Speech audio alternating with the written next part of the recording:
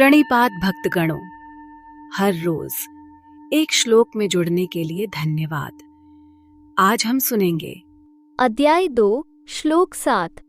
कार्पण्य दोषोपहत स्वभाव प्रच्छामि त्वा धर्म सम्मुचेता यच्छ्रेय स्यानिश्चितम ब्रूहि तन्मे शिष्यस्तेहु शाधि मां त्वा प्रपन्नम। हिंदी अनुवाद। मैं किंकर्तव्य विमूढ़ हो गया हूँ और गहन चिंता में डूबकर कायरता दिखा रहा हूँ। मैं आपका शिष्य हूँ और आपके शरणागत हूँ। कृपया मुझे निश्चय ही यह उपदेश दें कि मेरा हित किस में है। विस्तार से स्पष्टीकरण। भगवद गीता का ये क्षण अत्यंत महत्वपूर्ण है। जब प्रथम बार अर्जुन, जो श्री कृष्ण का परम मित्र और चचेरा भाई था, भगवान श्री कृष्ण को अपना गुरु बनने की प्रार्थना करता है। अर्जुन श्री कृष्ण के सम्मुख ये स्वीकार करता है कि उस पर कार्पण्य दोष हावी हो गया है या उसका आचरण कायरों जैसा हो गया है, और इसलिए वो श्री कृष्ण को अपना गुरु बनने और उसे धर्म के पथ पर चलने का उपदेश देने के लिए निवेदन करता है।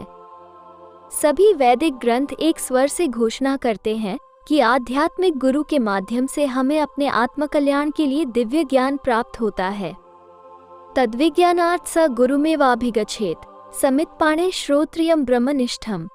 परम सत्य को जानने के लिए गुरु की खोज करनी होगी, जो धर्म ग्रंथों का ज्ञाता हो और जो व्यवहारिक रूप से परब्रह्म में स्थित हो चुका हो। तस्मा गुरु प्रपद्येत जिज्ञासु श्रेय उत्तमम। शाब्दे पर च निष्णा ब्राह्मण्युपश्माश्रयम्।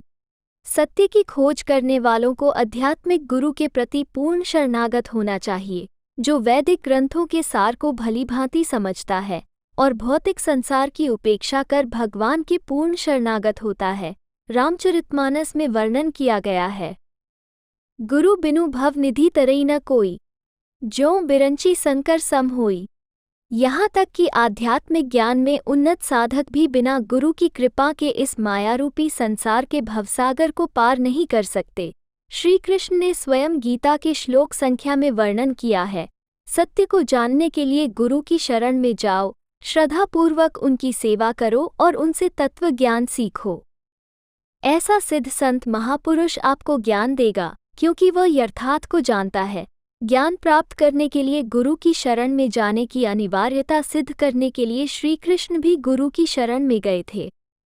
अपनी युवावस्था में श्री कृष्ण 64 कलाओं की विद्या प्राप्त करने के लिए सांदीपनी गुरु के आश्रम में रहे। श्री कृष्ण के सहपाठी सुदामा ने इस विषय पर निम्न प्रकार से टिप्पणी की है। यस्य छदौम्यं ब्रह्मदेह आवपन विभो श्रेयसा तस्य गुरुषु वासोत्यंतविडम्बनम। हे श्री कृष्ण, वेद आपके शरीर के समान हैं, इनमें प्रकट ज्ञान आप ही हैं। इसलिए आपको गुरु बनाने की क्या आवश्यकता पड़ी? फिर भी यदि आप गुरु से शिक्षा प्राप्त करने का अभिनय कर रहे हो, तो ये केवल आपकी दिव्य लीला है।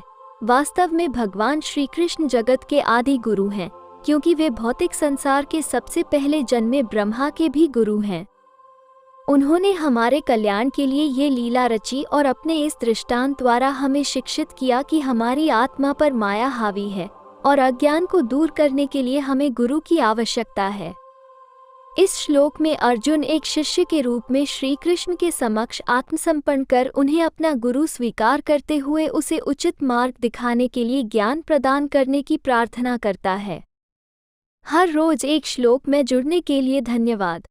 आपका दिन शुभ और मंगलमयी हो। हरे कृष्णा, हरे राम,